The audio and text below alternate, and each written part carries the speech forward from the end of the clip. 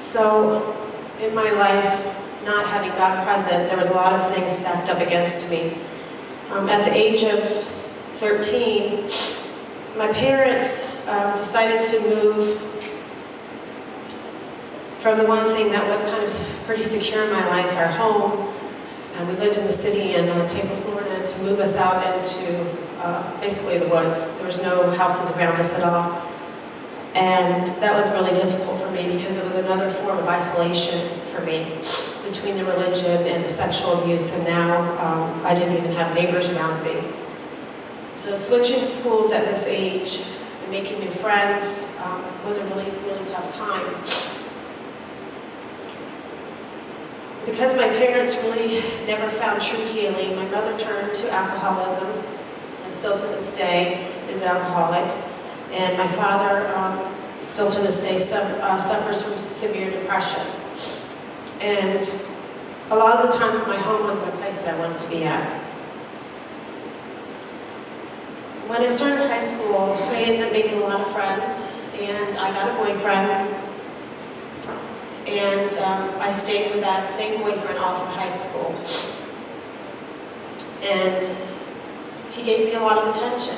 He was sweet to me, he gave me lots of his time, and in return I became sexually active with him, because that's all I knew. You see, what I learned about men was from my earthly father and my abuser. So my image of what a father should be or a man should represent in my life was really all of a lie. In the early years, my father was absent both physically and emotionally, and in the later years, physically, he was around, but emotionally, very detached.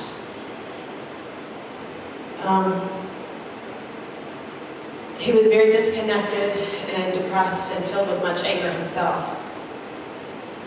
My abuser, he made me feel special. That's what they do in the beginning. And at the same time, he stripped me of everything. So a relationship with opposite sex was all based on lies, and it really made me feel worthless and unloved and shameful. I carried a lot of anger around because of this.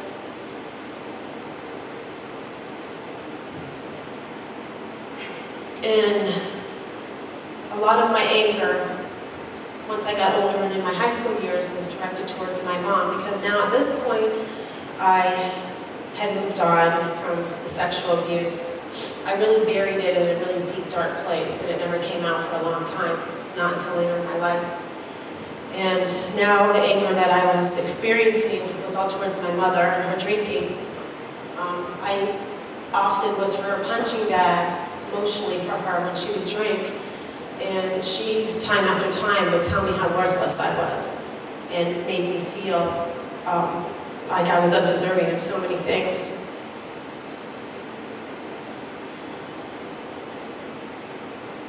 I started to sneak out of my house. I started drinking, smoking weed.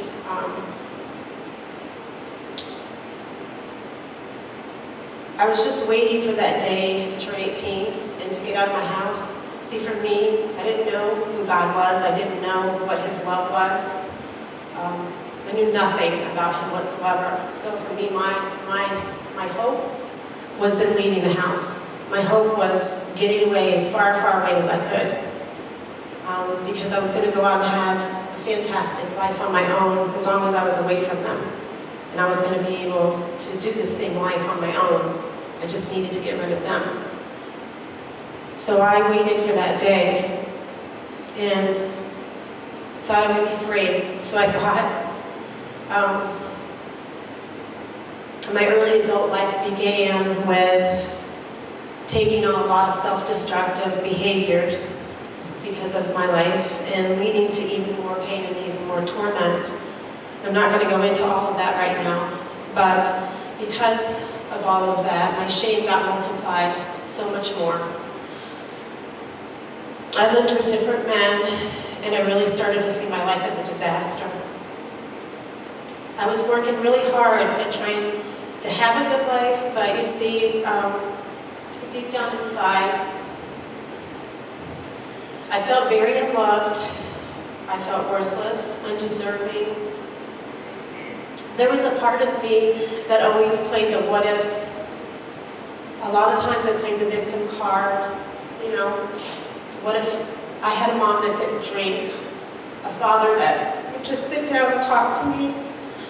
You know, what if this man had never touched me? What my life would be?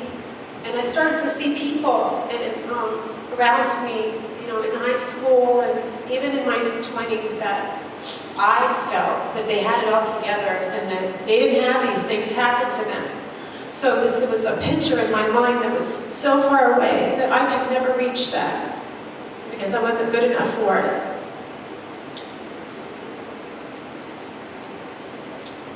I really tried, but no matter how hard I tried, I just messed up over and over and over again.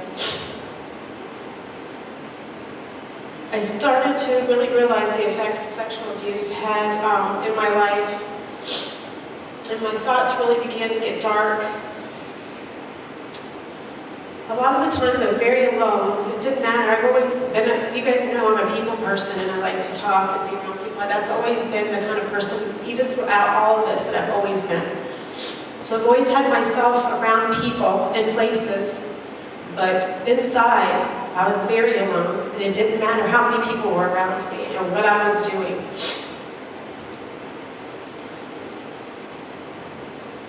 A lot of times, I felt like I was really actually being buried alive in a grave. There's many times that I recollect just crying out and,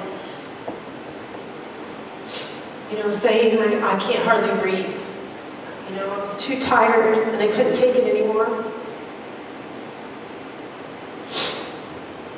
In 1992, I started to journal, and I started journaling to God. Now, I still, at this point, never been introduced to God, never been to a church besides Jehovah's Witness church. Never been around anyone that mentioned a word to me about God. But I started writing to Him. It became a really amazing release for me, and I cried out, asking Him for strength, asking Him what my purpose was. I cried for help every day. I was thanking Him and asking Him and begging Him to bring me closer to Him.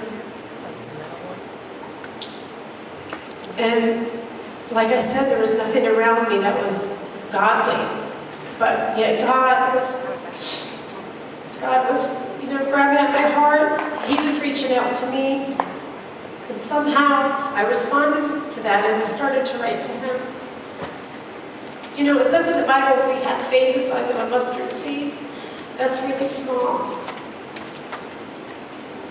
That God will do so much for us. And I had that little bit of faith. I always had that picture of what a happy life could be. And I guess that picture somehow gave me some hope.